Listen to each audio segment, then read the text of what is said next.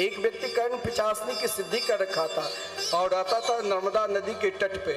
नर्मदा याम सदा शिव, नर्मदा में भगवान शंकर जी सदा निवास करते हैं।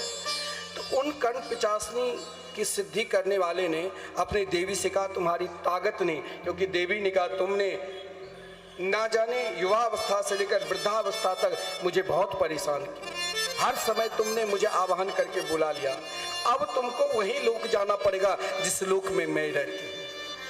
आप भूत की उपासना करो तो भूत लोक जाओगे, प्रेत की उपासना करोगे तो प्रेत के लोक जाओगे, तांत्रिक की बात मानकर तंत्र विद्या की उपासना करोगे तो वही लोक जाएगा। अब उसने कहा नहीं, मैं तो नर्मदा के तट पर रहता हूँ।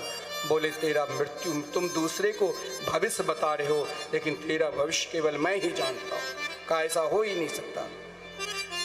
बोले कल तेरी मृत्यु है। उसने कहा अच्छा मेरे मृत्यु है तो मैं नर्मदा के अंदर प्रवेश कर भगवान शिव का आराधना करूंगा, ताकत नहीं है जो तुम अपने लोक मुझे ले जा सकते। कहा अच्छा ठीक है।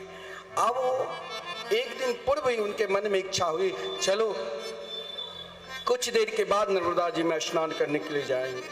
अब उनकी मृत्यु के समय हो चुका था। उसी समय वही कर्ण पिचासनी विशाल भेड़िया के रूप धारण कर उन व्यक्ति को तांत्रिक के पेट को चीर कर समाप्त कर दिया। अकाल मृत्यु हो गई। बोले तेरे को मेरे लोक आना पड़ेगा, लेकिन एक बात ध्यान देना, जो कृष्ण की उपासना करेंगे वो एकमात्र कन्हैया की प्रेम प्राप्त करेंगे, कृष्ण लोक जाएंगे, वृंदावन धाम जाएंगे।